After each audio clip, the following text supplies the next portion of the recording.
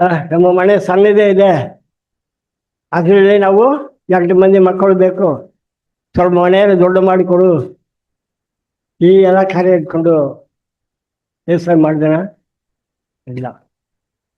Next step, ನಾನು ಲೋಕದಲ್ಲಿ ಕಾಲಿಡ್ತಾ ಇದ್ದೇನೆ, ಬಹಳ ಶೋಧನೆ ಇದೆ, ಆ ಶೋಧನೆಯನ್ನು ನಾನು ಸಹಿಸಿಕೊಳ್ಬೇಕು, ಜಯ ಹೊಂದಬೇಕು ಆ ಶೋಧನೆಯಲ್ಲಿ ಅಂತೇಳಿ 40 ದಿವಸ ಆತನು ಪ್ರಾರ್ಥನೆ ಮಾಡಿದ ತಕ್ಷಣ, ನೀನು ಎಂಥ ಪ್ರಾರ್ಥನೆ ಮಾಡಿರ್ತಾನೆ, ನೀನು ಪರೀಕ್ಷೆ ಮಾಡ್ತೀನಿ ಅಂತೇಳಿ ಪರಿಶುದ್ಧ ಆತ್ಮನು ಆತನ ಎಲ್ಲಿ ನಡೆಸಿದ್ರು,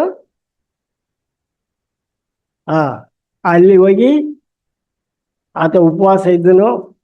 ತಕ್ಷಣ ಒಂದರ ಮೇಲೆ ಒಂದು ಎಷ್ಟು ಶೋಧನೆಗಳು ಬಂದವು,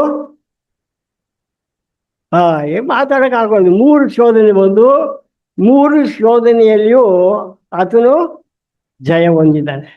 ಅದೇ ರೀತಿಯಲ್ಲಿ ಇವತ್ತು ಬಹಳ ಮಂದಿ ಆ ಉಪವಾಸ ಎದಕ್ಕೆ ಮಾಡ್ತಾರಂದ್ರೆ, ಮನೆಯಲ್ಲಿರತಕ್ಕಂಥ ಕಷ್ಟಗಳನ್ನು ನೆನೆಸಿಕೊಂಡೇ ಉಪವಾಸ ಮಾಡ್ತಾ ಇರ್ತಾರೆ, ಕಷ್ಟಗಳಿಗೋಸ್ಕರ. ಯೋನನು ಉಪವಾಸ ಮಾಡಲಿಕ್ಕೆ ಆ ಊರಲ್ಲಿ ಪ್ರಚಾರ ಮಾಡುವಾಗ ಏನಂತ ಪ್ರಚಾರ ಮಾಡಿದ್ರು, ನೆನವೆಯಲ್ಲಿ ಲೋಕ ಏನಾಗಿದೆ, ಪಾಪದಿಂದ ತುಂಬಿಸಲ್ಪಟ್ಟಿದೆ, ನಾಶನವಾಗಲಿಕ್ಕಿದೆ, ದೇವರು ನಾಶ ಮಾಡ್ತಾನೆ, ಅದಕ್ಕೋಸ್ಕರ ನೀವೇನು ಮಾಡಬೇಕು, ಉಪವಾಸ ಮಾಡ್ರಿ ಅಂತೇಳಿ ಈ ಸುದ್ದಿ ಯಾರಿಗೆ ಬಂತು, ರಾಜನಿಗೆ ಗೊತ್ತಾದ ಮೇಲೆ ರಾಜನು ಒಂದು ಆಜ್ಞೆ ಮಾಡಿದನು. ಮನುಷ್ಯರು ಮಾತ್ರವಲ್ಲ, ಪಶು ಪ್ರಾಣಿಗಳು ಸಹ ಏನು ಮಾಡಬೇಕು, ಉಪವಾಸ ಮಾಡಬೇಕು, ಬೂದಿ ಹಾಕಿಕೊಳ್ಬೇಕು, ಗೋಣಿಚೀಲ ಕಟ್ಟಿಕೊಳ್ಬೇಕು, ಪ್ರಾರ್ಥನೆ ಮಾಡಬೇಕು. ಒಂದು ವೇಳೆ ದೇವರು ನಮ್ಮನ್ನು ಕನಿಕರಿಸಿದ್ರೆ ಕನಿಕರಿಸ್ತಾನೆ ಅಂತೇಳಿ ಅವರು ಉಪವಾಸ ಮಾಡಬೇಕಾದ್ರೆ ಅವರಿಗೆ ಬಂದಂಥ ಆ ನಾಶನ ದೇವರು ಅವರ ಮೇಲೆ ಕರುಣೆ ಇಟ್ಟು ಅದನ್ನು ಕ್ಷಮಿಸಿದನು. ಯೋವೇಲ್ ಗ್ರಂಥದಲ್ಲಿ ನೋಡ್ತೇವೆ 2ನೇ ಅಧ್ಯಾಯದಲ್ಲಿ, ಅಲ್ಲಿನೂ ಅದೇ ಅಷ್ಟೇ. ಅವರಿಗೆ ಬರಬೇಕಂತ ಕಷ್ಟ ಬಹಳ ಇತ್ತು, ನಾಶನ ಆಗುವಂಥ ಪರಿಸ್ಥಿತಿಯಲ್ಲಿ ಇದ್ದರೂ ಆಗ ಆತನು ಹೇಳ್ತಾನೆ, ಈಗಲಾದರೂ ದೇವರ ಕಡೆಗೆ ತಿರುಗಿಕೊಂಡು ಉಪವಾಸ ಮಾಡಿರಿ, ಒಂದು ವೇಳೆ ದೇವರು ನಮ್ಮನ್ನು ಕನಿಕರಿಸಿ ನಮ್ಮನ್ನು ಕಾಪಾಡಬಹುದಂದಾಗ, ಅಲ್ಲಿದ್ದುವುದು ಸಹ ಎಲ್ಲರೂ ಉಪವಾಸ ಮಾಡಿದ್ರಿಂದ ದೇವರ ಕರುಣೆ ಅವರಿಗೆ ಸಿಕ್ಕದರಿಂದ ಅಲ್ಲಿ ಅವರೇನಾದರೂ ಬಚಾವಾದರು. ಇವತ್ತು ನಾವು ಮಾಡ್ತಾ ಇದ್ದೇವೆ, ಎದಕ್ಕೋಸ್ಕರ ಮಾಡ್ತಾ ಇದ್ದೇವೆ, ಲೋಕದ ಕಾರ್ಯ ಅಲ್ಲ. 3 ಆನ್ಸರ್ ಬಂದು 3 ಆನ್ಸರು ಒಳ್ಳೆಯ ಆನ್ಸರೇ. ಸ್ವಾರ್ಥಕ್ಕಾಗಿ ಸಾಯಬೇಕು, ಇನ್ನೂ ನನ್ನಲ್ಲಿ ಕೋಪ ಇದೆ ಸ್ವಾಮಿ, ಕೋಪದಿಂದ ಜಯ ಹೊಂದಿಕೊಳ್ಬೇಕು, ಇನ್ನೂ ಬೇರೆಯವರನ್ನು ಜಡ್ಜ್ ಮಾಡುವಂಥ ಸ್ವಭಾವ ನನ್ನಲ್ಲಿದೆ ಸ್ವಾಮಿ, ಆ ಕಾರ್ಯದಿಂದ ನನಗೆ ಜಯ ಬೇಕು. ಗಂಡ ಹೆಂಡತಿಯ ಮಧ್ಯದಲ್ಲಿ ಒಬ್ಬರಿಗೊಬ್ಬರು ಒಮ್ಮನಸ್ಸಿರಲಿಲ್ಲ, ಒಬ್ಬರ ಮೇಲೆ ಒಬ್ಬರು ದೂರ ಹೇಳಿಕೊಳ್ಳುವಂಥದ್ದು, ದೇವರ ವಾಕ್ಯಕ್ಕೆ ವಿಧೇಯರಾಗದೆ ಲೋಕದಲ್ಲಿ ಅಂಟಿಕೊಂಡಿರುವಂಥ ಗಂಡನು ಮಾನಸಾಂತರ ಹೊಂದಿಕೊಳ್ಬೇಕಂತ ಸಿಸ್ಟರ್ಸು, ಗಂಡಂದರಿಗೆ ವಿಧೇಯರಾಗದೆ ಅಧಿಕಾರವನ್ನು ತೋರಿಸುವಂಥ ಸಿಸ್ಟರು ಮಾನಸಾಂತರ ಹೊಂದಿಕೊಳ್ಬೇಕಂತ ಬ್ರದರ್ಸು, ಈ ರೀತಿ ಇಂಥ ಪಾಪದ ಕಾರ್ಯಗಳಿಂದ ಜಯ ಬೇಕು. ಏನು ಬೇಡ ಈ ಸಮಯದಲ್ಲಿ, ಏನು ಬೇಡ. ಅಸಹ್ಯದಿಂದ ಸತ್ರು ನಾವು ಪರಲೋಕಕ್ಕೆ ಹೋಗ್ತೇವೆ, ಆದರೆ ಪರಿಶುದ್ಧತೆ ಇಲ್ಲದೆ ನಾವು ಸಾಯುವುದಾಗಿದ್ದರೆ ಖಂಡಿತವಾಗಿ ನಾವು ಪರಲೋಕಕ್ಕೆ ಹೋಗಲ್ಲ. ಅದಕ್ಕೆ ದೇವರ ವಾಕ್ಯದಲ್ಲಿ ನೋಡ್ತೇವೆ, ಮನುಷ್ಯನು ಊಟದಿಂದ ಮಾತ್ರವಲ್ಲ, ಆತನ ಬರುವ ಬಾಯಿಂದ ಹೊರಡುವ ಒಂದೊಂದು ಮಾತಿನಿಂದಲೂ ಅವನೇನು ಮಾಡ್ತಾನೆ, ಬದುಕ್ತಾನೆ. ಆಗಿರ್ಬೇಕಾದ್ರೆ ನಮ್ಮ ಉದ್ದೇಶ ಏನಾಗಿರ್ಬೇಕು, ಸ್ವಾಮಿ ಸ್ವಾರ್ಥಕ್ಕಾಗಿ ಸಾಯದೇ ಇರುವುದರಿಂದಲೇ ಇವತ್ತು ನಾವು ಏನಾಗ್ತಿಲ್ಲ, ಜಯವನ್ನು ಹೊಂದುತ್ತಾ ಇಲ್ಲ. ಹೆಜ್ಜೆ ಹೆಜ್ಜೆಗೆ ನಮಗೆ ಬರುವಂಥ ಶೋಧನೆಗಳಲ್ಲಿ ನಾವು ಜಯಶಾಲಿ ಆಗಬೇಕಾದ್ರೆ, ಸ್ವಾರ್ಥಕ್ಕೆ ಸಾಯಬೇಕಾದ್ರೆ ಖಂಡಿತವಾಗಿ ನಮಗೆ ಉಪವಾಸ ಪ್ರಾರ್ಥನೆ ಬೇಕು. ಸ್ವಾಮಿ, ಈ ಒಂದು ಪಾಪದಿಂದ ಜಯ ಹೊಂದಲಿಕ್ಕೆ ಆಗ್ತಾ ಇಲ್ಲದ ಯಾರೆಲ್ಲ ಓಡಾಡ್ತಾ ಇದ್ದೀರೋ ಅವರಿಗೆ ಖಂಡಿತವಾಗಿ ಏನು ಬೇಕು? ಉಪವಾಸ, ಪ್ರಾರ್ಥನೆ ಬೇಕು. ಮೋಹ ಇಚ್ಛೆಯಿಂದ ಬಿಡುಗಡೆ ಹೊಂದಿಕೊಳ್ಳಿಕ್ಕೆ ಆಗಲ್ಲ. ಕೆಲವರಿಗೆ ಹಣದ ಆಸೆಯಿಂದ ಹೊರಗಡೆ ಬರಲಿಕ್ಕೆ ಆಗಲ್ಲ. ಯಾವಾಗಲೂ ಯಾವುದೇ ರೀತಿಯಿಂದ, ಯಾವ ರೀತಿಯಿಂದ ಎಷ್ಟೆಷ್ಟು ಹಣ ದುಡಿಬೇಕು ಅಷ್ಟು ದುಡಿಬೇಕಂತಾರೆ. ಹಣದ ಆಸೆಯಿಂದ ಓಡೋದ್ರಿಂದ ವಾಕ್ಯ ಏನು ಹೇಳ್ತದೆ? ನಿನ್ನ ಆಸ್ತಿ ಎಲ್ಲಿ ಉಂಟು ಅಲ್ಲಿ ನಿನ್ನ ಮನಸ್ಸು ಉಂಟು.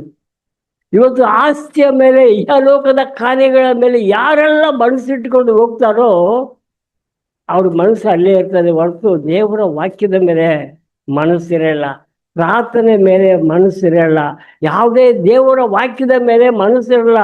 ಏನೋ ಕಾಟಾಚಾರಿಗೆ ಬಂದು ಎಲ್ಲರೂ ಆಮೇಲೆ ಅಂದ್ರು ನಾನು ಆಮೇಲೆ ಅಂದ್ಬಿಟ್ಟು ಅಷ್ಟೇ ಅವರು ದೇವರನ್ನು ವರ್ಷಿಪ್ ಮಾಡುವಂಥದ್ದು. ಯಾಕಂದ್ರೆ ಅವ್ರ ಮನಸ್ಸೆಲ್ಲ ಹಣದ ಮೇಲೆ ಬಿಗಿಯಾಗಿ ಹಿಡಿದುಕೊಂಡಿದೆ. ಹಣದ ಹಿಂದೆ ಓಡ್ತಾ ಇರ್ತಾರೆ. ಹಣ ಇದ್ದರೆ ನನಗೆಲ್ಲ ಸಾಧಿಸಲಿಕ್ಕೆ ಆಗ್ತದೆ ಅಂತ ಹಣದ ಹಿಂದೆ ಓಡುವಂಥವರು ದೇವರ ಕೃಪೆಯನ್ನು ಹೊಂದಿಕೊಳ್ಳಿಕ್ಕೆ ಆಗಲ್ಲ. ಹಣ ಸಿಗ್ತದೆ ಹೇಗಾದ್ರು. ಸೈತಾನ್ ಏನಂದ್ರೆ ಸ್ವಾಮಿಗೆ, ನೀನು ನನಗೆ ಸಾಷ್ಟಾಂಗವಾಗಿ ನಮಸ್ಕಾರ ಮಾಡಿದರೆ ಸಾಕು, ಈ ಲೋಕದಲ್ಲಿರುವ ಎಲ್ಲ ಕಾರ್ಯಗಳು ನಾನು ನಿನಗೆ ಕೊಡ್ತೇನೆ. ನನಗೆ ಮನಸ್ಸಿದ್ದವನಿಗೆ ಕೊಡ್ತೇನೆ. ಯಾರಿಗೆ ಮನಸ್ಸಿರ್ತದೆ ಅವನಿಗೆ? ಯಾರು ಈ ಲೋಕದ ಆಸ್ತಿಗಳ ಮೇಲೆ ಆಸ್ತಿ ಇಟ್ಕೊಂಡು ಓಡ್ತಾರಲ್ಲ ಅವನು ಬಹಳ ಇಷ್ಟ ಸೈತಾನಿಗೆ. ಅವನು ಕೇಳಿದಾಗ ಎಲ್ಲವನ್ನು ಕೊಡ್ತಾನೆ. ಆದರೆ ನಿಜವಾದ ರಕ್ಷಣೆ ಸಿಗೋದಿಲ್ಲ, ನಿಜವಾದ ಸಮಾಧಾನ, ಸಂತೋಷ ಅವನಿಗೆ ಸಿಗೋದೇ ಇಲ್ಲ. ಆಗಿರ್ಬೇಕಾದ್ರೆ ಆ ಉಪವಾಸ ಪ್ರಾರ್ಥನೆ ಮಾಡುವಾಗ ಗಂಡ ಹೆಂಡತಿಯರಿಗೆ ಒಮ್ಮನ್ಸಿದೆಯಾ? ಯಾರ ಮೇಲೆ? ನಿಮ್ಮ ಮಕ್ಕಳ ಮೇಲೆ. ಅಯ್ಯೋ ನನ್ನ ಮಗಳು ಈ ಒಂದು ವಯಸ್ಸಿನಲ್ಲಿ ಇದ್ದಾರೆ ಸ್ವಾಮಿ, ಯಾವುದೇ ಕಾರಣದಿಂದ ಲೋಕಕ್ಕೆ ಹೋಗಬಾರ್ದು. ಎಷ್ಟು ಮಂದಿ ಪ್ರಾರ್ಥನೆ ಮಾಡ್ತಾ ಇದ್ದೀರಾ ಮಕ್ಕಳ ಮೇಲೆ? ಭಾರ ಇದೆಯಾ? ಏನು ತಿನ್ನಬೇಕು, ಏನು ಕುಡಿಯಬೇಕಂತ ಭಾರ ಇದೆಯಾ? ನಿಮಗೆ ಕೊಟ್ಟಂತ ಐಶ್ವರ್ಯ ಮಕ್ಕಳೇ. ಮಕ್ಕಳನ್ನು ದೇವರ ರಾಜ್ಯಕ್ಕೋಸ್ಕರ ಸಿದ್ಧಪಡಿಸಬೇಕು. ಮಕ್ಕಳನ್ನು ದೇವರ ರಾಜ್ಯಕ್ಕೆ ನೀನು ಸಿದ್ಧಪಡಿಸದೆ ಮಕ್ಕಳಿಗೋಸ್ಕರ ಎಷ್ಟೇ ಆಸ್ತಿಯನ್ನು ಸಂಪಾದನೆ ಮಾಡಿಟ್ಟರು, ಎಷ್ಟೇ ಮನೆಗಳನ್ನು ಕಟ್ಟಿಟ್ಟರು, ಅವರು ಬ್ಯಾಂಕ್ ಬ್ಯಾಲೆನ್ಸ್ನಲ್ಲಿ ಎಷ್ಟೇ ಹಣವನ್ನು ಇಟ್ಟುಕೊಟ್ರು ಎಲ್ಲವೂ ಸಹ ವ್ಯರ್ಥ. ನಿಜವಾಗಿ ನಿನ್ನ ಮಗ, ನಿಜವಾಗಿ ನಿನ್ನ ಮಗಳು ಹೆಂಗೆ ಇದ್ದಾರೆ? ಮಗಳ ಬಗ್ಗೆ ತಂದೆ ತಾಯಿ ಅಂತ ಸಾಕ್ಷಿ ಕೊಡ್ಲಿಕ್ಕಿದ್ರೆ ಧೈರ್ಯವಾಗಿ ಕೊಡ್ತಿರ್ಲಿಕ್ಕೆ ನಿಮ್ಮಿಂದ ಸಾಧ್ಯನೇ. ನನ್ನ ಮಗಳ ಮೇಲೆ ಉಪವಾಸ ಪ್ರಾರ್ಥನೆಯಲ್ಲಿ ವಿಶೇಷವಾಗಿ ಇವತ್ತು ಅದಕ್ಕೋಸ್ಕರ ಪ್ರಾರ್ಥನೆ ಮಾಡಿದೆ. ಸ್ವಾಮಿ, ನಮಗೆ ವರವಾಗಿ ಕೊಟ್ಟಿದ್ದೆ ಸ್ವಾಮಿ, ನನಗೆ ಬೊಕ್ಕಸವಾಗಿ ಕೊಟ್ಟಿದ್ದೆ ಸ್ವಾಮಿ. ನನ್ನ ಮಕ್ಕಳನ್ನು ಕಾಪಾಡಲಿಕ್ಕೆ ಬೇಕಾದ ಜ್ಞಾನ ನನಗಿಲ್ಲ ಸ್ವಾಮಿ, ಜ್ಞಾನವನ್ನು ದಯಪಾಲಿಸು. ನಿಮ್ಮ ಮಕ್ಕಳು ಒಂದು ವೇಳೆ ಹಠಮಾರಿಗಳಿದ್ದಾರ, ಉಪವಾಸ ಮಾಡ್ರಿ. ಇವತ್ತು ಉಪವಾಸ ಪ್ರಾರ್ಥನೆ ಇದೆಯಲ್ಲ, ಈ ಉಪವಾಸದ ಪ್ರಾರ್ಥನೆಯಲ್ಲಿ ನಿಮ್ಮ ಮಕ್ಕಳಿಗಾಗಿ ನೀವು ಪ್ರಾರ್ಥನೆ ಮಾಡಿ. ಅದಕ್ಕಿಂತ ಮುಂಚಿತವಾಗಿ ನಾವು ಎಲ್ಲರೂ ನಮ್ಮ ಸ್ವಾರ್ಥಕ್ಕಾಗಿ ಪ್ರಾರ್ಥನೆ ಮಾಡಬೇಕು. ಎಲ್ಲಿಯವರೆಗೆ ಈ ಸ್ವಾರ್ಥ ಸಾಯುವುದಿಲ್ಲವೋ ಅಲ್ಲಿವರೆಗೆ ನಾವು ಕ್ರಿಸ್ತನನ್ನು ಹಿಂಬಾಲಿಸುವುದು, ಕ್ರಿಸ್ತನಿಗೆ ಸಾಕ್ಷಿಯಾಗಿರುವಂಥದ್ದು, ಲೋಕಕ್ಕೆ ಬೆಳಕಾಗಿರುವಂಥದ್ದೆಲ್ಲವೂ ಬರೋದೇ ಇಲ್ಲ. ಯಾರು ಸ್ವಾರ್ಥಕ್ಕಾಗಿ ಸಾಯ್ತಾರೋ ಅವರು ಮಾತ್ರ ದೇವರಿಗೆ ಸಾಕ್ಷಿಯ ಮಕ್ಕಳಾಗಿರ್ತಾರೆ. ಸ್ವಾರ್ಥಕ್ಕೆ ಸಾಯದೆ ದೇವರ ಮಕ್ಕಳಾಗಿರ್ಲಿಕ್ಕೆ ಆಗುವುದೇ ಇಲ್ಲ. ಚಿಕ್ಕ ಚಿಕ್ಕ ವಿಷಯದಲ್ಲಿ ನಾವು ನಂಬಿಗಸ್ತರಾಗಿದ್ದರೆ ದೊಡ್ಡ ಕಾರ್ಯ ಮೇಲೆ ದೇವರು ನಮಗೆ ಏನು ಮಾಡ್ತಾನೆ? ಅಧಿಕಾರ ಮಾಡ್ತಾನೆ. ಸಣ್ಣ ವಿಷಯ ಸರಿಪಡಿಸ್ಕೊಳ್ಬೇಕು. ಅದಕ್ಕೇನು ಆಲೋಚನೆ ಮಾಡಬೇಕಾದ ಅವಶ್ಯಕತೆ ನಮ್ಮ ಎಲ್ಲರಿಗೂ ಅನುಭವ ಇರ್ತದೆ. ಲಾಸ್ಟ್ ವೀಕ್ ನಾನು ಒಂದು ಅಂಗಡಿಗೆ ಹೋದೆ, ಒಂದು ಆಟ ಚಾರ್ಜ್ ಕೊಡಬೇಕಾಗಿತ್ತು, ಚಿಲ್ಲರೆ ಇಲ್ಲ. ಆಟೋವ್ರ ಹತ್ರ ಚಿಲ್ಲರೆ ಇಲ್ಲ. ಅದೇ ಒಂದು ಅಂಗಡಿ ಮೇಲೆ ಒಂದು 50 ರೂಪಾಯಿ ಚಿಲ್ಲರೆ ಕೊಡೋದಕ್ಕೆ ಕೊಟ್ಟೆ. ಅವನು 20 ರೂಪಾಯಿ ಕೊಟ್ಟು 20 ರೂಪಾಯಿ ಬೆಲೆ ಒಂದು ಕೊಡ, 10 ರೂಪಾಯಿ ಅಂತ ಕೊಟ್ಟಿದ್ದಾನೆ. ಅಲ್ಲಿ ತಗೊಂಡು ಆರ್ಡರ್ ಹತ್ರ ಹೋದ ತಕ್ಷಣ ಕೊಡ್ತೀನಿ 20 ರೂಪಾಯಿ ಬೆಲೆ. ಈ ಕೊಟ್ಟಲು ನನ್ನ ಹತ್ರ ಒಂದು 10 ರೂಪಾಯಿ ಬಿಲ್ ಇತ್ತು, ತಗೊಂಡು ಆರ್ಡರ್ ಚಾರ್ಜ್ ಅವರಿಗೆ 30 ರೂಪಾಯಿ ಕೊಟ್ಟೆ, 20 ರೂಪಾಯಿ. ಅಲ್ಲಿ ಒಂದು ಸೆಕೆಂಡ್ ನಾ ಏನು ಮಾಡಲಿಲ್ಲ, ಜಾಸ್ತಿ ಕೊಟ್ಟು ಬಿಟ್ಟಿದ್ದಾನೆ ಬಿಡಿ ಅದಕ್ಕೆ ಏನು ಕೊಡೋದಂತ ಹೋಗಲಿಲ್ಲ. ತಕ್ಷಣ ಅದಕ್ಕೋಸ್ಕರ ಒಂದು ಪ್ರಾರ್ಥನೆ ಮಾಡಲಿಲ್ಲ. ತಕ್ಷಣ ಹೋಗಿ ಅಂಗಡಿ ಅವ್ರು ಕೊಟ್ಟು, ಅಬ್ಬಾ ನಿಮ್ಗೆ 20 ರೂಪಾಯಿ ಕೊಟ್ಟಿದ್ಯಾ, 10 ರೂಪಾಯಿ ಕೊಡುತ್ತೆ, 10 ರೂಪಾಯಿ ತಗೊಂಡು 20 ರೂಪಾಯಿ ಕೊಟ್ಟು. ಯಾಕೆ ಹೇಳ್ತಾ ಇರ್ತೀನಿ ಅಂದರೆ, ನಮಗೆ ಯಾವಾಗ ಅಂತ ತಪ್ಪಾದ ಒಂದು ಅಭಿಪ್ರಾಯಗಳು ಬರುವಾಗ ಅದಕ್ಕೋಸ್ಕರ ನಾವು ಪ್ರಾರ್ಥನೆ ಮಾಡೋದ ಅವಶ್ಯಕತೆ ಇಲ್ಲ. ಯಾಕಂದರೆ ದೇವರ ನಮ್ಮ ಒಳಗಿರುವಾಗ ಅದು ಒಂದು ಸೆಕೆಂಡ್ನಲ್ಲೇ ನಾವೇನು ಮಾಡಬೇಕು, ತೀರ್ಮಾನ ಮಾಡಿ ಅದು ಸರಿಪಡಿಸಿಕೊಳ್ಬೇಕು. ಇವತ್ತು ಬಹಳ ಮಂದಿ ಅಂಗಡಿಗೆ ಹೋಗಿರ್ತೀರ, ನೀವೇನಾದರೂ ಪರ್ಚೇಸ್ ಮಾಡಿದ ಮೇಲೆ 5 ರೂಪಾಯಿ 10 ರೂಪಾಯಿ 50 ರೂಪಾಯಿ ನಿಮಗೆ ಎಕ್ಸ್ಟ್ರಾ ಕೊಟ್ಟಿರ್ತಾನೆ. ಹಬ್ಬ ಸಾಕಪ್ಪ ಕೊಟ್ಟಾನಂತ ಜೋಬ್ನಲ್ಲಿ ಇಟ್ಕೊಂಡು ಹೋಗಿದ್ರೆ ನಿಮ್ಮ ಮನುಷ್ಯಾಕ್ಷಿ ಹೆಂಗೆ ಇರ್ತದೆ, ನಿನ್ನ ಒಳಗಿರುವಂಥ ಆತ್ಮನು ಹೇಗಿರ್ತಾನೆ. ಆ ಸಣ್ಣ ವಿಷಯ, ನೀನು 10 ರೂಪಾಯಿ ಮೇಲೆ ನೀನು ಆ ಒಂದು ನಂಬಿಕೆಯಲ್ಲಿದೆ ಹೋದರೆ ಇನ್ನು 100 ರೂಪಾಯಿ ಸಿಕ್ಕರೆ ಅದನ್ನ ತಗೊಂಡು ಒಳ್ಳೆಯದು. ಆ ರೀತಿಯಲ್ಲಿ ಇರ್ಬೇಕಾದ್ರೆ ಯಾವಾಗಲೂ ನಮ್ಮ ಆತ್ಮ ಶುದ್ಧವಾಗಿರ್ಬೇಕಾದ್ರೆ ಮತ್ತು ಸಾಕ್ಷಿಯಾಗಿರ್ಬೇಕಾದ್ರೆ ನಾವು ಸ್ವಾರ್ಥಕ್ಕೆ ಸಾಯಲೇಬೇಕು. ಬಹಳಷ್ಟು ಮಂದಿಗೆ ಈ ಸ್ವಾರ್ಥಕ್ಕಾಗಿ ಸಾಯಲಿಕ್ಕೆ ಆಗದೇ ಇಲ್ಲ. ಏನೋ ಸಹೋದರಿಯರು ಊಟಕ್ಕೆ ಸ್ವಲ್ಪ ಉಪ್ಪು ಜಾಸ್ತಿ ಆಯ್ತು, ಗಂಡ ಬಂದು ತಿಂದು ಆ ಪ್ಲೇಟ್ಗಳು ಒಡೆದ್ರೆ ಸಾಕು, ಅಲ್ಲಿ ಹೋಗಿ ಗೋಡೆಗೆ ಹೊಡೆದು ಬಿಡ್ತದೆ. ಯಾಕೆ? ನೀನು ಸ್ವಾರ್ಥಕ್ಕೆ ಸತ್ತಿದ್ರೆ ಉಪ್ಪು ಸ್ವಲ್ಪ ಹೆಚ್ಚಿಗಾದ್ರೂ ಪರವಾಗಿಲ್ಲ, ಏನು ಮಾಡ್ತೀಯ, ಅದಕ್ಕೆ ಪ್ರೈಸ್ ಮಾಡಿ ತಿಂತೀಯ. ಅದು ಸ್ವಾರ್ಥಕ್ಕೆ ಸಾಯುವಂಥದ್ದು. ನೀನೇ ಸ್ವಾರ್ಥಕ್ಕೆ ಸಾಯಲಾರ್ದೆ ಇರೋದ್ರಿಂದ ಪ್ಲೇಟ್ ಆ ಕಡೆ ಮೂಲೆಗೆ ಹೋಗ್ತಿರ್ತದೆ. ಯಾಕೆ? ಸ್ವಾರ್ಥಕ್ಕೆ ಸಣ್ಣ ವಿಷಯಕ್ಕಾಗಿ ನಾವು ಸ್ವಾರ್ಥಕ್ಕೆ ಸಾಯದೆ ಹೋದರೆ ದೊಡ್ಡ ಅಂಶಗಳು ಬರುವಾಗ, ದೊಡ್ಡ ಕಾರ್ಯಗಳು ಬರುವಾಗ ಎಲ್ಲಿ ನಾವು ಸ್ವಾರ್ಥಕ್ಕೆ ಸಾಯ್ತಾ ಇದ್ದೇವೆ? ಸಾಯೋದಿಲ್ಲ. ಅದಕ್ಕೆ ಇವತ್ತಿನ ಕೂಟದಲ್ಲಿ ಕಾನ್ಫರೆನ್ಸ್ನಲ್ಲಿ ನೋಡಿದ್ದೇವೆ, ಬ್ರದರ್ ಸಂತೋಷ್ ಅವರು ಮಾತಾಡಿದರು ಇದೇ ಅಂಶ, ಸ್ವಾರ್ಥಕ್ಕಾಗಿ ನಾವು ಸಾಯಲೇಬೇಕಂತೇಳಿ. ಸ್ವಾರ್ಥಕ್ಕಾಗಿ ನಾವು ಸಾಯದಿದ್ದರೆ ಯೇಸು ಕ್ರಿಸ್ತನ ಸ್ವಭಾವವನ್ನು ಧರಿಸಿಕೊಳ್ಳಲಿಕ್ಕೆ ಆಗೋದೇ ಇಲ್ಲ.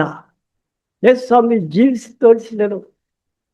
ಅವರಿಗೆ ಮಾತನಾಡಬಾರ್ದಂತ ಮಾತೆಲ್ಲ ಮಾತಾಡಿದ್ರು, ಆತನ ಎದುರು ಮಾತಾಡಕ್ಕೆ ಹೋಗಿಲ್ಲ. ಹೊಟ್ಟೆ ಬಾಕಂದರು, ವ್ಯಭಿಚಾರಿ ಅವನು ಅಂದರು, ಸೈತನಿಗೆ ಒಡೆಯ ಅಂದರು, ಏನೆಲ್ಲ ಮಾಡಿದ್ರು. ಮುಖಕ್ಕೆ ಉಗುಳಿ ಬಿಟ್ಟರು, ಒಡೆದು ಬಿಟ್ಟರು, ಯಾವುದನ್ನು ಮಾತಾಡಲಿಲ್ಲ. ಯೆಶಾಯನ ಗ್ರಂಥದಲ್ಲಿ ನೋಡಿದ ಹಾಗೆ ಕುರಿ ಕತ್ತರಿಸಲಿಕ್ಕೆ ಹೋಗುವಂಥ ಕುರಿ ಯಾವ ರೀತಿ ಮೌನವಾಗಿ ಹೋಗ್ತಾ ಇತ್ತು, ಈ ಲೋಕದ ಜೀವನದಲ್ಲಿ ಯೇಸು ಸ್ವಾಮಿ ಅದೇ ರೀತಿಯಾಗಿ ಮೌನವಾಗಿ ಓದುವುದರಿಂದ ತಂದೆಯ ಚಿತ್ತವನ್ನು ಆತನ ನೆರವೇರಿಸಿಕೊಂಡಿದ್ದಾರೆ. ಇವತ್ತು ನಾವೆಲ್ಲರೂ ಯೇಸು ಸ್ವಾಮಿಯ ಹಿಂಬಾಲಕರು ಅಂತೇವೆ, ನಿಜನ ಅದು? ಯೇಸು ಸ್ವಾಮಿಯ ಶಿಷ್ಯನು ನಾನು, ಯೇಸು ಸ್ವಾಮಿ ನನಗಾಗಿ ತೋರಿಸಿದಂಥ ಹೆಜ್ಜೆಯ ಜಾಡಿನಲ್ಲಿ ನಡೆಯುವಂಥ ನಾನು ಅಂತ ಗಂಭೀರವಾಗಿ ಹೇಳಿಕೊಳ್ಬೇಕಾದ್ರೆ ಯಾಕೆ ಸಣ್ಣ ಕೋಪವನ್ನು ನಿನ್ನಿಂದ ಸಹಿಸಿಕೊಳ್ಳಿಕ್ಕಾಗ್ತಾ ಇಲ್ಲ? ಯಾಕೆ ನೀನು ಹೆಮ್ಮೆ ಪಡ್ತಾ ಇದ್ದೀಯಾ? ಅವರಿಗಿಂತಲೂ ನಾನು ಎಷ್ಟು ಉತ್ತಮ, ಅವರಿಗಿಂತಲೂ ನಾನು ಪರವಾಗಿಲ್ಲ ಅಂತ ಯಾಕೆ ಹೆಮ್ಮೆ ಪಡ್ತಾ ಇದ್ದೀಯಾ? ಅನೇಕ ಕಾರ್ಯಗಳನ್ನು ನಾವು ದಿನ ಯೇಸು ಸ್ವಾಮಿಗೆ ಕಂಪೇರ್ ಮಾಡಿ ನೋಡಿಕೊಳ್ಳುವಾಗ ನಾವು ಯಾವಾಗಲೂ ಜೀವನದಲ್ಲೇ ಇರ್ತೇವೆ. ಯೇಸು ಸ್ವಾಮಿಯ ಸ್ವಭಾವ ನನ್ನಲ್ಲಿ ಬರುವಾಗ ಮಾತ್ರ ನಾನು ಬೇರೆಯವರಿಗೆ ಸಾಕ್ಷಿಯಾಗಿರಲಿಕ್ಕೆ ಸಾಧ್ಯ, ಬೇರೆಯವರಿಗೆ ಬೆಳಕಾಗಿರಲಿಕ್ಕೆ ಸಾಧ್ಯ, ಬೇರೆಯವರಿಗೆ ಉಪ್ಪಾಗಿರಲಿಕ್ಕೆ ನಾವು ಸಾಧ್ಯ. ಯೇಸು ಸ್ವಾಮಿ ಸ್ವಭಾವ ಬರದೆ ಹೋದರೆ ಕಷ್ಟ ಆಗ್ತದೆ. ಯೇಸು ಸ್ವಾಮಿ ನಮ್ಮನ್ನು ಕರೆದಿದ್ದು ಸುಖ ಭೋಗದ ಜೀವಿತಕ್ಕೆ ಅಲ್ಲ. ಲೋಕದಲ್ಲಿ ನಿಮಗೆ ಸಂಕಟ ಉಂಟು, ಧೈರ್ಯವಾಗಿದೆ, ನಾನು ಲೋಕವನ್ನು ಜಯಿಸಿದ್ದೇನೆ, ಕನ್ಫರ್ಮ್ ಆಗಿ ದೇವರು ನಮಗೆ ಕೊಟ್ಟಂಥ ವಾಗ್ದಾನ ಅದು. ಲೋಕದಲ್ಲಿ ನಮಗೆ ಸಂತೋಷವಿದೆ, ಅಡ್ವಾನ್ಸ್ ಆಗಿ ತಗೊಳ್ಬೇಕು. ಮುಂಬರುವ ದಿವಸಗಳಲ್ಲಿ ಇನ್ನೂ ಎಷ್ಟೆಷ್ಟೋ ಕಷ್ಟಗಳು ಪಡ್ತಾ ಇದ್ದೇವೆ, ಪಡಬೇಕಾದ ಪರಿಸ್ಥಿತಿ ಬರ್ತದೆ. ಅಂಥ ಸನ್ನಿವೇಶಗಳಲ್ಲಿ ಸಹ ಇವತ್ತು ನಾವು ಸಿದ್ಧರಾಗಿರ್ಬೇಕು. ಅದಕ್ಕೋಸ್ಕರ ಈ ಕೂಟವಾಗಿ ನಾವು ಕೂಡ್ತಾ ಇದ್ವಿ ಪ್ರತಿ ವಾರ. ಮುಂಬರುವ ದಿವಸಗಳಲ್ಲಿ ಸ್ವಾಮಿ ನಮಗೆ ಸಂಕಟ, ಕಷ್ಟಗಳು, ಪಾಡುಗಳು, ಹಿಂಸೆಗಳು, ದೂಷಣೆಗಳು ಎಲ್ಲ ಬರ್ತದೆ ಸ್ವಾಮಿ. ಅವೆಲ್ಲಗಳಲ್ಲಿ ನಿನ್ನ ಹಾಗೆ ನಾವೆಲ್ಲರೂ ಜಯಸಾಲಿ ಹೊಂದಬೇಕಂತೇಳಿ ಇವತ್ತು ನಾವೇನು ಮಾಡ್ತಾ ಇದ್ದೀವಿ, ಇಲ್ಲಿ ಬಂದು ನಾವು ಟ್ರೈನಿಂಗ್ ತಗೊಳ್ತಾ ಇದ್ದೀವಿ. ದೇವರನ್ನ ಆರಾಧಿಸ್ತೇವೆ. ನಾವು ಯಾವ ರೀತಿಯಲ್ಲಿ ಜೀವಿಸ್ಬೇಕು ಸ್ವಾಮಿ ಅಂತ ಆಲೋಚನೆ ಕೇಳಲಿಕ್ಕೆ ನಾವು ಸಂಡೆ ಬರ್ತಾ ಇದ್ದೀವಿ. ನಮ್ಮ ಉದ್ದೇಶ ಅದೇ. ದೇವರನ್ನು ನಡೆಸಿದಂಥ ಹಿಂದಿನ ದಿವಸಕ್ಕಾಗಿ ದೇವರಿಗೆ ಕೃತಜ್ಞತೆ ಹೇಳ್ತೇವೆ. ಮುಂಬರುವ ದಿವಸಗಳಲ್ಲಿ ನಾನು ಯಾವ ರೀತಿಯಲ್ಲಿ ಜೀವಿಸ್ಬೇಕು ಸ್ವಾಮಿ ಅಂತ ಆಲೋಚನೆ ಕೇಳಲಿಕ್ಕೆ ಬಂದಿರುವಾಗ ದೇವರ ಹತ್ರ ನಮ್ಮ ಜೊತೆಯಲ್ಲಿ ಮಾತನಾಡ್ತಾರೆ. ಆದ್ದರಿಂದ ಯಾರೆಲ್ಲ ನಾವು ಕಷ್ಟಪಡ್ತಾ ಇದ್ದೇವೋ, ಯಾವ ವಿಷಯಕ್ಕಾಗಿ ಕಷ್ಟಪಡ್ತಾ ಇದ್ದೇವೋ ನಮ್ಮನ್ನು ಸರಿಯಾಗಿ ನಾವು ಅರ್ಥ ಮಾಡಿಕೊಳ್ಬೇಕು. ಯಾವ ಕಾರಣಕ್ಕಾಗಿ ನಾವು ಉಪವಾಸ ಮಾಡ್ತಾ ಇದ್ದೇವೆ, ಯಾವ ವಿಷಯಕ್ಕಾಗಿ, ನಾವು ಪಾಪದಿಂದ ಜಯ ಹೊಂದಲಿಕ್ಕೆ.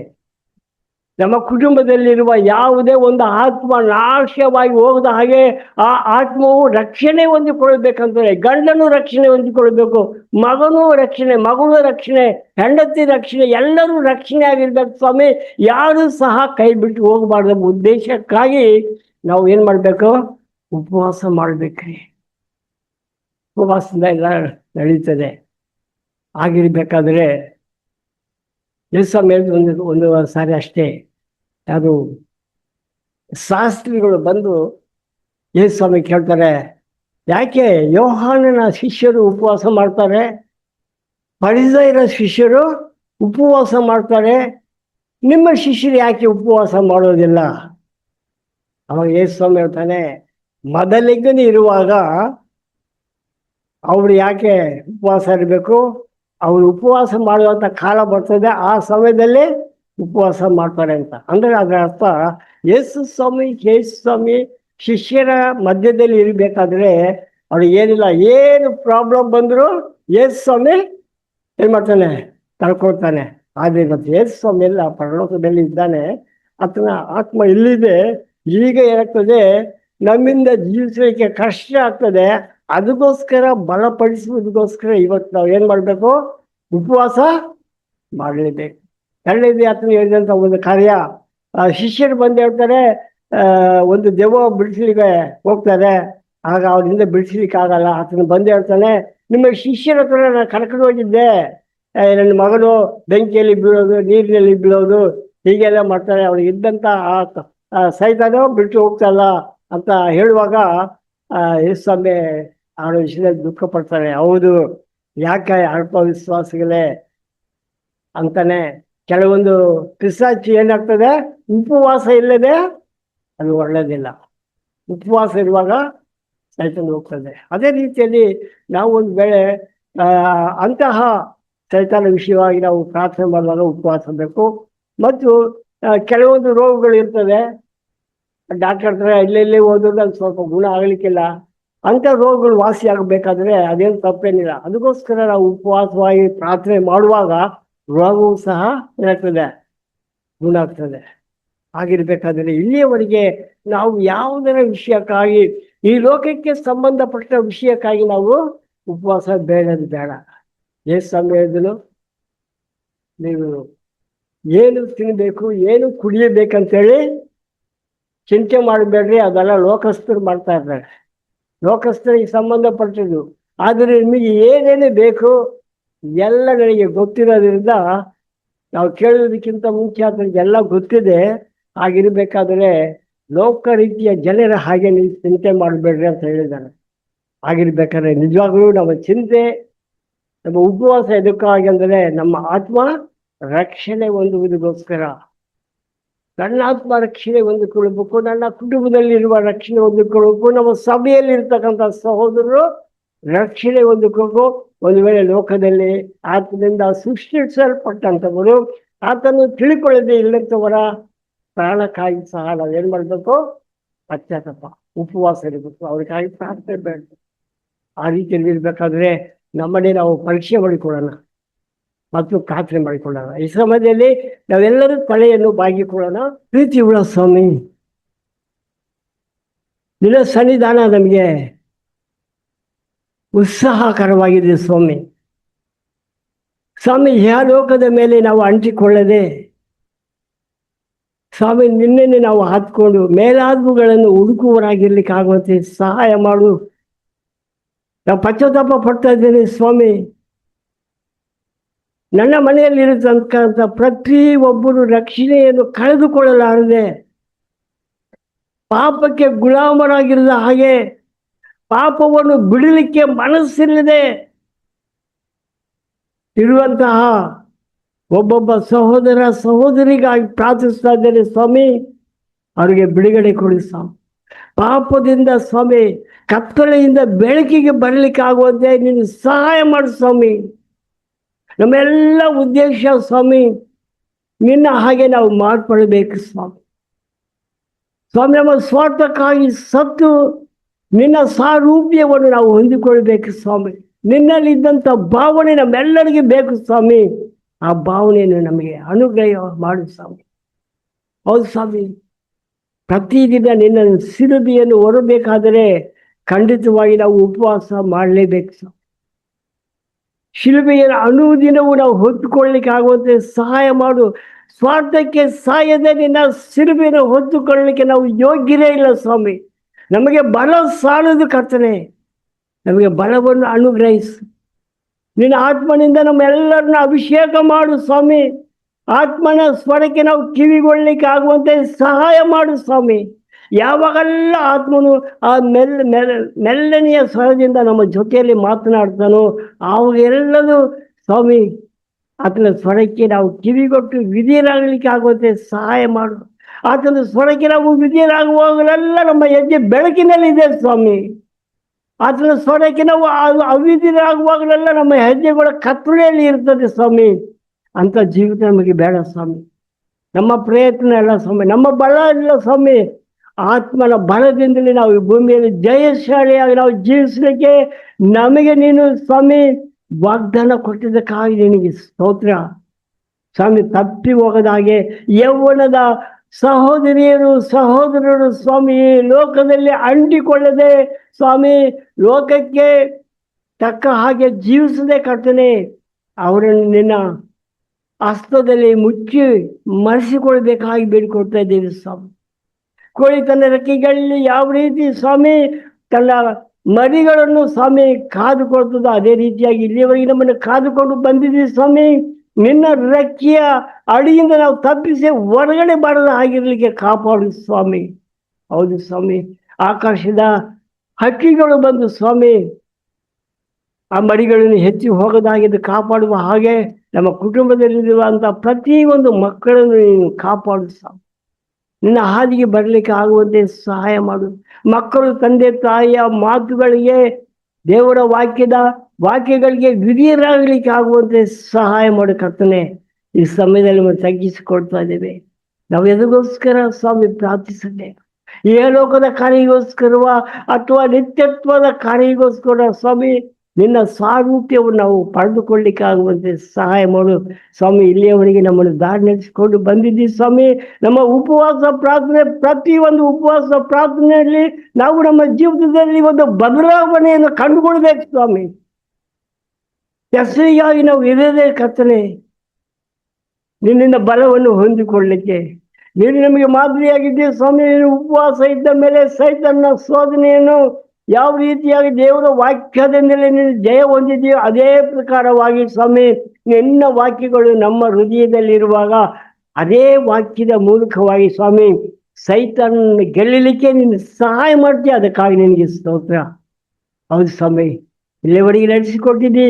ಮುಂಬರುವ ದಿವಸಗಳಲ್ಲಿ ನಾವು ಉಪವಾಸ ಮಾಡುವಾಗಲೆಲ್ಲವೂ ಸ್ವಾಮಿ ನಮ್ಮ ಶರೀರದ ಇಚ್ಛೆಗಳನ್ನು ನಾಶಪಡಿಸುವುದಕ್ಕೋಸ್ಕರ ನಮ್ಮಲ್ಲಿ ಪ್ರೇರಣೆ ಆಗುವಂಥ ಎಲ್ಲ ಇಚ್ಛೆಗಳನ್ನು ಜಯಿಸುವುದಕ್ಕೋಸ್ಕರ ಸ್ವಾಮಿ ನಾವು ಉಪವಾಸ ಇರಲಿಕ್ಕೆ ಆಗುವಂತೆ ಸಹಾಯ ಮಾಡು. ನಿನ್ನ ಆತ್ಮನಿಂದ ತುಂಬಿಸು, ನಮ್ಮನ್ನು ಬಲಪಡಿಸು. ಪ್ರಾರ್ಥನೆ ಅನ್ನೋದು ಅದು ಒಂದು ಹೃದಯಕ್ಕೆ ಸಂಬಂಧಿಸಿದ. ನಾನು ಬೆಳಗಿನ ಜಾವದಲ್ಲಿ ದೇವರು ಮಾತಾಡ್ತಾ ಇದ್ರು ಗಡಿಯಾರದ ಬಗ್ಗೆ. ಇಲ್ಲಿ ದೇವರು ಒಂದು ಪ್ರಕಟಣೆ ಕೊಡ್ತಾರೆ. ಪ್ರಾರ್ಥನೆ ಇಲ್ಲ ಅಂದ್ರೆ ನಮಗೆ ಜೀವ ಇಲ್ಲ. ಅದು ಹೃದಯಕ್ಕೆ ದೇವರು ಹೋಲಿಸಿದ್ದಾರೆ. ಇದು ಒಳಗಡೆ ಹೈಡ್ ಆಗಿದೆ, ಅಂದ್ರೆ ಕಾಣದ ಅಂತ ಒಂದು ಹೃದಯ, ಯಾರಿಗೂ ಕಾಣಲ್ಲ ಇದು. ಅದು ಬಡಿಲಿಲ್ಲ ಅಂದ್ರೆ, ಹೃದಯ ಬಡ್ಕೊಳ್ಳಿಲ್ಲ ಅಂದ್ರೆ ನಾವು ಸತ್ತಾಗಿ. ಪ್ರಾರ್ಥನೆ ಅನ್ನೋದು ಹೃದಯಕ್ಕೆ ಸಂಬಂಧಿಸಿರುವಾಗ ಅದು ಏನೆಲ್ಲ ಕಾರ್ಯ ಮಾಡ್ತದೆ ಅಂದ್ರೆ, ಅಸಾಧ್ಯವಾದದ್ದನ್ನ ಸಾಧ್ಯವಾಗಿ ಮಾಡಲಿಕ್ಕೆ ದೇವರ ಮುಂದೆ ಕೇಳುವಂತ ಒಂದು ಪ್ರಾರ್ಥನೆ. ಪ್ರತಿ ದಿನ ಪ್ರತಿ ಕ್ಷಣ ದೇವ್ರ ಜೊತೆಗೆ ಮಾತಾಡುವಂಥದ್ದು. ಗಡಿಯಾರನು ಪ್ರತಿ ಕ್ಷಣ ಹೊಡಿತದೆ, ಹೃದಯವು ಪ್ರತಿ ಕ್ಷಣ ಹೊಡುತ್ತದೆ. ಈ ಗಡಿಯಾರ ಮನುಷ್ಯರು ಮಾಡಿದ್ದು. ಅದಕ್ಕೆ ಓಡ್ಬೇಕಂದ್ರೆ ಒಂದು ಬ್ಯಾಟ್ರಿ ಬೇಕು, ಹೌದಲ್ರಿ? ಸೆಲ್ ಅಂತೀವಿ ನಾವು. ಈ ಬ್ಯಾಟ್ರಿಲಿಂದ ಆ ಗಡಿಯಾರ ಓಡ್ತದೆ. ಕೆಲವು ಬ್ಯಾಟ್ರಿಗಳಿಗೆ ರೀಚಾರ್ಜ್ ಮಾಡಬೇಕು, ಚಾರ್ಜಬಲ್ ಬ್ಯಾಟ್ರಿ ಅಂತ. ಬ್ಯಾಟ್ರಿ ಬಂದು ದೇವರಾಗಿದ್ದಾರೆ, ರೀಚಾರ್ಜ್ ಬಂದು, ಚಾರ್ಜಿಂಗ್ ಬಂದು ಪವಿತ್ರ ಆತ್ಮ. ಅವಾಗಲೇ ಅದು ಗಡಿಯಾರ ಓಡ್ತದೆ. ನಮ್ಮ ಲೈಫ್ನಲ್ಲಿ ಸಹ ದೇವರ ಕೇಂದ್ರೀಕರಿಸುವಂತ ಒಂದು ಪ್ರಾರ್ಥನೆ ಇರಬೇಕು. ಆಮೇಲೆ ಪವಿತ್ರಾತ್ಮನ ಸಹಾಯದಿಂದ ನಾವು ಪ್ರಾರ್ಥಿಸಬೇಕು. ಇಲ್ಲಿ ಒಬ್ಬ ಭಕ್ತ, ನೀವು ಗೊತ್ತಿರಬೇಕು ನಿಮಗೆ ಈತನ ಒಂದು ಹೆಸರು. ಈತನ ಹೆಸರು ಬಂದು ಜಾರ್ಜ್ ಮುಲ್ಲರ್ ಅಂತ. ಈತ 1805 ಜರ್ಮನ್ನಲ್ಲಿ ಜನ್ಮಿಸಿದ. ಈತ ಒಬ್ಬ ಸುಳ್ಳುಗಾರ, ಕಳ್ಳತನ ಮಾಡುವಂತ ಒಂದು ಲೈಫ್. ಆತನಿಗೆ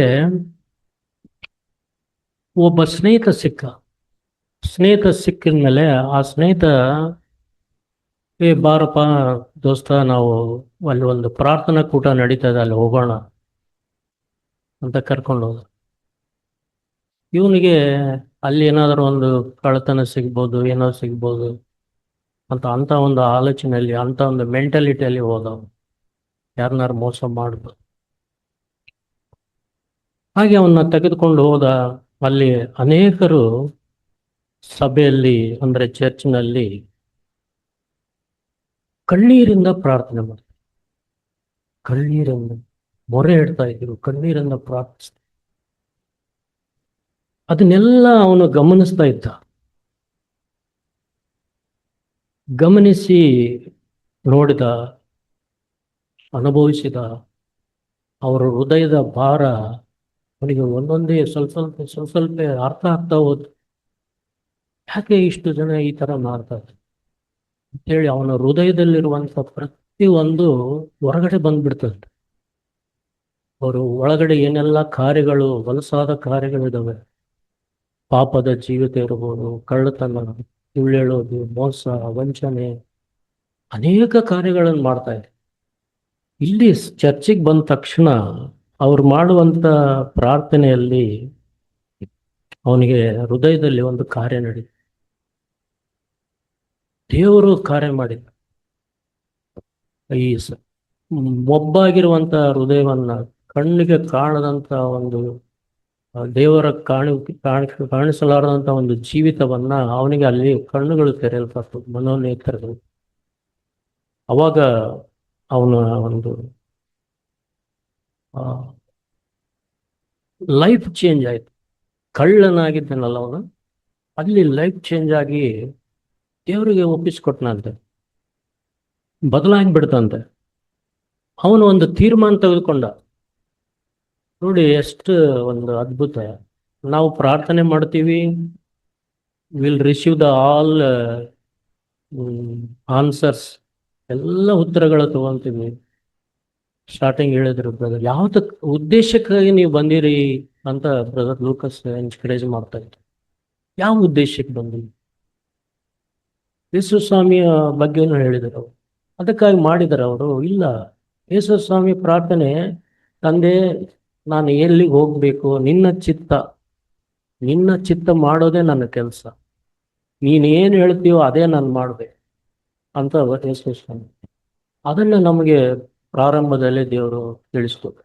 ಈ ಜಾರ್ಜ್ ಮುಲ್ಲರ್ ವಿಷಯದಲ್ಲಿ ಅವನೊಂದು ತೀರ್ಮಾನ ಏನಾಯ್ತಂದ್ರೆ, ನಾನು ಏನಾಗಬೇಕು ನೋಡಿ, ಇಲ್ಲಿ ಒಂದು ವಚನ 1 ಕೊರಿಂಥ, ಇಲ್ಲಿ ನಿಮ್ಗೆಲ್ಲ ಗೊತ್ತಿದ್ದಂಥ ವಚನ. ಇಲ್ಲಿ ಪೌಲ ಹೇಳ್ತಾನೆ, ನಾನು ಯಾರಿಗಾಗಿ ನಾನು ಜೀವಿಸಬೇಕು, ನಾನು ನನಗೋಸ್ಕರ ಸತ್ತು ಬಂದು ಎದ್ದಾತನಿಗಾಗಿ. ಎಲ್ಲಿದೆ ವಚನ? 2 ಕೊರಿಂಥ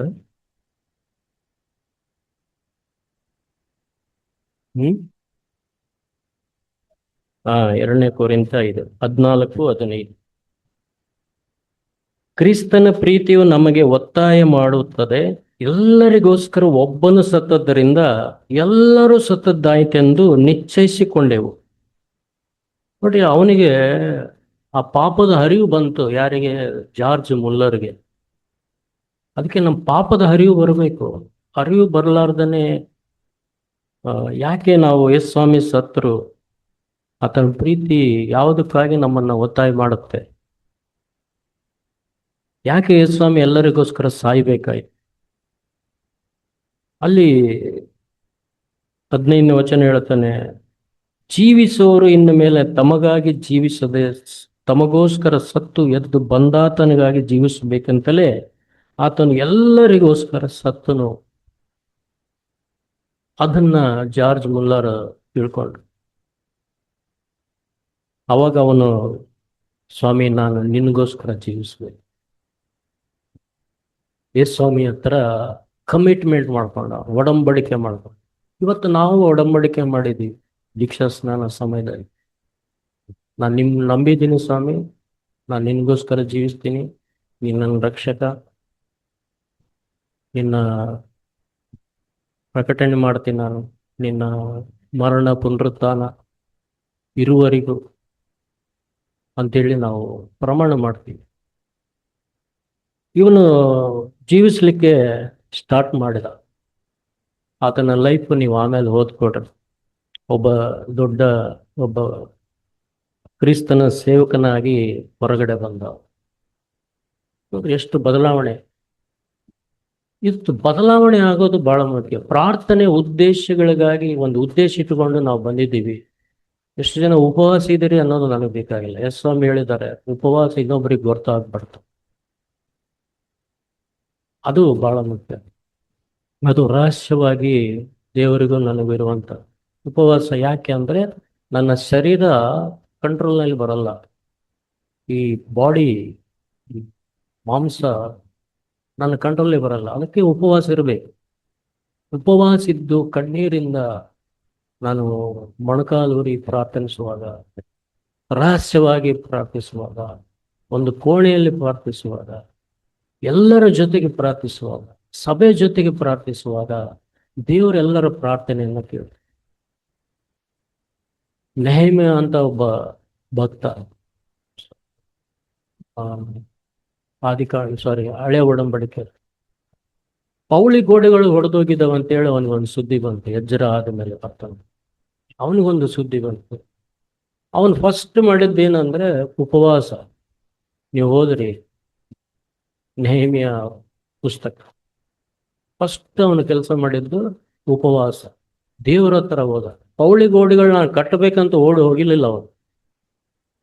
ಇವತ್ತು ನನ್ನ ಲೈಫನ್ನು ಕಟ್ಕೋಬೇಕು, ನನ್ನ ಕುಟುಂಬವನ್ನು ನಾನು ಕಟ್ಟಬೇಕು, ನನ್ನ ಸಭೆ ನಾನು ಕಟ್ಟಬೇಕು ಅಂತ ನಾನು ನನ್ನ ಸ್ವಂತ ಬುದ್ಧಿಯಿಂದ ಬುದ್ಧಿಯಿಂದ ನಾನು ಹೋದರೆ ನಾನು ಯಾವುದರಲ್ಲಿನೂ ಜಯ ಹೊಂದಲಿಕ್ಕೆ ಆಗಲ್ಲ. ಯು ಹ್ಯಾವ್ ಟು ಗೋ, ದೇವರ ಪಾದ ಬಳಿಯಲ್ಲಿ ಹೋಗ್ಬೇಕು. ದೇವರ ಪಾದ ಬಳಿಯಲ್ಲಿ ಹೋಗಿ ನಾನು ಉಪವಾಸದಿಂದ ಪ್ರಾರ್ಥಿಸಬೇಕು. ವಂಡರ್ಫುಲ್ ಲೈಫ್ ನೆಹೆಮ್ಯ ಅಂತ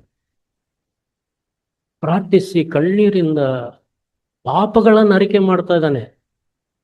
ಪ್ರಾರ್ಥನೆಯಲ್ಲಿ ಪಾಪಗಳನ್ನು ಅರಿಕೆ ಮಾಡ್ತಾರೆ. ಬ್ರದರ್ ಹೇಳ್ತಾ ಇದ್ದಲ್ಲ, ಪಾಪಗಳು ಬಿಡುಗಡೆ ಆಗ್ಬೇಕು. ನಮ್ಗೆ ಅಡ್ಡಿಯಾಗಿ, ನಮ್ಮ ಪ್ರಾರ್ಥನೆಗೆ ಅಡ್ಡಿಯಾಗಿರೋದು ಏನು? ಪಾಪಗಳು, ನಮ್ಮ ದೋಷಗಳು, ನಮಗೆ ಶಾಪಗಳು, ಇವನ್ನೆಲ್ಲ ನಾವು ಅನುಭವಿಸ್ತೀವಿ. ಯಾಕೆ ಅಂದ್ರೆ ನಾವೆಲ್ಲ ಆದಾಮ ಸ್ವಭಾವದವರು. ಇವು ಕ್ರಿಸ್ತನಲ್ಲಿ ಬಂದು ಇನ್ನೂ ನಾವು ಅದೇ ಸ್ವಭಾವದಲ್ಲಿ ಜೀವಿಸಿದ್ರೆ ನಮ್ಮ ಪ್ರಾರ್ಥನೆಗೆ ಉತ್ತರ ಸಿಗೋದಿಲ್ಲ ಬ್ರದರ್ಸ್. ಅದಕ್ಕೆ ನನ್ನ ಪಾಪಗಳು ಅಡ್ಡಿಯಾಗಿದೆ. ಯಾಕೆ ನನ್ನ ಪ್ರಾರ್ಥನೆಗೆ ಉತ್ತರ ಸಿಗ್ತಾ ಇಲ್ಲ? ಯೇಸು ಸ್ವಾಮಿ ಅಲ್ಲಿ ಕೇಂದ್ರ ಬಿಂದು ಆಗಿಲ್ಲ. ಗಾಡ್ ಸೆಂಟರ್ ಪ್ರೇಯರ್ ಬಹಳ ಇಂಪಾರ್ಟೆಂಟ್. ಎಲ್ಲೇ ಮಾಡ್ರಿ ನೀವು, ಸಭೆಯಲ್ಲಿ ಮಾಡ್ರಿ, ಮನೆಯಲ್ಲಿ ಮಾಡ್ರಿ, ಹೋಗ್ತಾ ಮಾಡ್ರಿ, ಕುಂತು ಮಾಡ್ರಿ, ಆಫೀಸ್ ಇರ್ಬೋದು, ಕಚೇರಿ ಇರ್ಬೋದು, ಎಲ್ಲೇ ಸ್ಕೂಲ್ ಇರ್ಬೋದು, ಇವನ್ ಮಕ್ಕಳು ಸ್ಕೂಲಲ್ಲಿ ಕೂತ್ಕೊಂಡು ನೀವು ಪ್ರೇಯರ್ ಮಾಡಿ ನಿಮ್ಮ ಪ್ರಾರ್ಥನೆ ಕೇಳ್ತಾರೆ. ಸ್ತುತಿ ಸ್ತೋತ್ರ ಸಲ್ಲಿಸ್ಬೇಕು. ಇಮ್ಮಿಡಿಯೇಟ್ ಜೀಸಸ್ ಬರ್ತಾರೆ. ನಿಮ್ಮ ಪಾಪಗಳನ್ನೆಲ್ಲ ಒಪ್ಪಿಕೊಂಡು ಬಿಡಬೇಕು, ಮತ್ತೆ ಅದರಲ್ಲಿ ಹೋಗ್ಲಾರ್ದಾಗೆ ಕಾಪಾಡ್ಕೊಳ್ಬೇಕು. ಅದಕ್ಕೆ ನಾವು ಯಾವುದಕ್ಕೆ ದಾಸರಾಗಿದ್ದೀವಿ? ರೋಮದಲ್ಲಿ ಪೌಲ ಬರೀತಾನೆ 6ನೇ ಅಧ್ಯಾಯದಲ್ಲಿ, ನೀವು ಮೊದಲು ಯಾವುದಕ್ಕೆ ದಾಸರಾಗಿದ್ದೀರಿ? ಈ ಲೋಕಕ್ಕೆ ನಾವು ದಾಸರಾಗಿದ್ದೀವಿ, ಆಸೆ ಪಾಸ್ಯಗಳೇ ನಾವು ದಾಸರಾಗಿದ್ದೀವಿ. ಈಗ ನೀವು ಕ್ರಿಸ್ತನಿಗೆ ದಾಸರಾಗಿದ್ದೀರಿ. ಇನ್ನೂ ನೀವು ಹಳೆಯದನ್ನು ಬಿಟ್ಟಿಲ್ವಾ?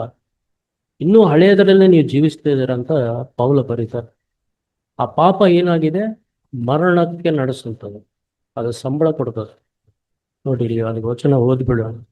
ರೋಮ 6:16 ನೀವು ಯಾವನಿಗೆ ದಾಸರಂತೆ ವಿಧೇಯರಾಗುತ್ತೇವೆಂದು ನಿಮ್ಮನ್ನು ಒಪ್ಪಿಸಿಕೊಡುತ್ತೀರೋ ಆ ಯಜಮಾನನಿಗೆ ದಾಸರಾಗಿಯೇ ಇರುವರೆಂದು ನಿಮಗೆ ಗೊತ್ತಿಲ್ಲವೋ? ನಮ್ಗೆ ಗೊತ್ತಿದೆ. ಏನ್ ಮಾಡ್ಬೇಕ್ರಿ? ಸ್ವಲ್ಪ ತಿಂದು ಬರ್ತೀನಿ, ಸ್ವಲ್ಪ ಕುಡಿದು ಬರ್ತೀನಿ, ಸ್ವಲ್ಪ ವ್ಯಭಿಚಾರ ಮಾಡ್ತೀನಿ, ಸ್ವಲ್ಪ ಕಹಿ ಭಾವನೆ ಮಾಡ್ತೀನಿ, ಬೇರೆಯವ್ರ ಬಗ್ಗೆ ಮಾತಾಡ್ತೀನಿ, ಅಷ್ಟೇ. ಅದೆಲ್ಲ ರಹಸ್ಯವಾಗಿ ಮಾಡ್ತೇವೆ, ದೇವ್ರು ನೋಡಲ್ಲ. ಪಾಪಕ್ಕೆ ದಾಸರಾದರೆ ಮರಣವೇ ಫಲ, ನಂಬಿಕೆ ಎಂಬ ವಿಧೇಯತ್ವಕ್ಕೆ ದಾಸರಾದರೆ ನೀತಿಯ ಫಲ. ರಿಸಲ್ಟ್ ಇದೆ ಅಲ್ಲಿ. ಅದಕ್ಕೆ ಆದಿಯಿಂದನೇ ದೇವರು ಆಪ್ಷನ್ ಕೊಟ್ಟಿದ್ದಾರೆ, ನಮಗೆ ಸ್ವತಂತ್ರ ಕೊಟ್ಟಿದ್ದಾರೆ. ಜೀವವೃಕ್ಷ, ಅರುವನ್ನು ಹುಟ್ಟಿಸುವಂತ ಒಂದು ವೃಕ್ಷ, ಕೆಟ್ಟದ್ದು ಒಳ್ಳೆಯದು. ಮನುಷ್ಯ ಆರಿಸ್ಕೊಳ್ಳೋದು ಕೆಟ್ಟದ್ದು ಒಳ್ಳೆಯದು, ಅರುವನ್ನು ಹುಟ್ಟಿಸುವಂತ ಫಲವನ್ನೇ ಹೊಂದಿಕೊಂಡ, ಅಲ್ಲಿಂದ ಬಂದಿದೆ. ಇವತ್ತು ನಾವು ಪರೀಕ್ಷೆ ಮಾಡಿಕೊಳ್ಬೇಕು ಪ್ರಾರ್ಥಿಸಕ್ಕಿಂತ ಮುಂಚಿತವಾಗಿ. ಸ್ವಾಮಿ, ನಾನು ಇನ್ನೂ ಪಾಪದ ದಾಸನಾಗಿದ್ದೀನ? ಇಲ್ಲ ನಂಬಿಕೆ ಕೊಟ್ಟಿದ್ದೀರಿ ನನಗೆ, ಅದಕ್ಕೆ ವಿಧೇಯತ್ವವನ್ನು ಹೊಂದಿ ಆ ದಾಸನ ಜೀವಿತದಿಂದ ನಾನು ನೀತಿಯ ಫಲ ಹೊಂದುತ್ತಾ ಇದ್ದೇನೆ. ಅಲ್ಲಿ ಹೇಳ್ತಾನೆ 19ನೇ ವಚನದಲ್ಲಿ, ನಿಮ್ಮ ನರಭಾವದ ಬಲಹೀನತೆಯ ದೆಸೆಯಿಂದ ಲೋಕ ರೀತಿಯಾಗಿ ಮಾತಾಡುತ್ತೇನೆ. ಪೌಲ ಮಾತಾಡ್ತಾರೆ, ಅಧರ್ಮ ಮಾಡುವುದಕ್ಕಾಗಿ ನಿಮ್ಮ ಅಂಗಗಳನ್ನು ಬಂಡುತನಕ್ಕೂ ಅಧರ್ಮಕ್ಕೂ ದಾಸರನ್ನಾಗಿ ಒಪ್ಪಿಸಿಕೊಟ್ಟಂತೆಯೇ ಏನ್ ಮಾಡ್ಬೇಕಂತಾರೆ? ಈಗ ನಾವೇನ್ ಮಾಡ್ಬೇಕು? ಪರಿಶುದ್ಧರಾಗ್ಲಿಕ್ಕೆ ನಾವೇನ್ ಮಾಡ್ಬೇಕು? ಕೆಟ್ಟದ್ದು ಮಾಡಕ್ಕೆ ನಾವು ಈಸಿಯಾಗಿ ಒಪ್ಪಿಸ್ಬಿಡ್ತೀವಿ. ಈಸಿ, ಸರಳವಾಗಿ ನಮ್ಮನ್ನು ವಂಚನೆಯಲ್ಲಿ ಬಿದ್ದೋಗ್ತೀವಿ ನಾವು, ಸರಳವಾಗಿ, ಈಸಿ. ಇದು ಅನುಭವದ ಮಾತನ್ನ. ಅನೇಕ ವಿಷಯಗಳಲ್ಲಿ ನಾನು ಬಿದ್ದು ಹೋಗಿದ್ದೆ. ದೇವರು ನನ್ನನ್ನು ಮತ್ತೆ ನಿಂದಿರಿಸಿದ್ದಾರೆ. ಈಗ ನಾವು ಪರಿಶುದ್ಧರಾಗುವುದಕ್ಕಾಗಿ ನಮ್ಮ ಅಂಗಗಳನ್ನ ನೀತಿಗೆ ದಾಸರನ್ನಾಗಿ ಒಪ್ಪಿಸಿಕೊಡ್ರಿ. ನೀತಿ ಮಾಡೋದು ಎಷ್ಟು ಸಾಧ್ಯ ಐತಿ? ನಾನು ಒಳ್ಳೆಯದನ್ನು ಮಾಡಲಿಕ್ಕೆ ನಾನು ಪ್ರಯತ್ನ ಮಾಡ್ತೀನಿ. ಎಷ್ಟು ಸಾಧ್ಯ ಐತಿ ಪ್ರಯತ್ನ ಮಾಡ್ತಾನೆ ಇರ್ಬೇಕು, ಪ್ರಯತ್ನ ಮಾಡ್ತೀನಿ. ಅದಕ್ಕಾಗಿ ನಾವು ಪ್ರಾರ್ಥನೆ ಮಾಡೋಣ.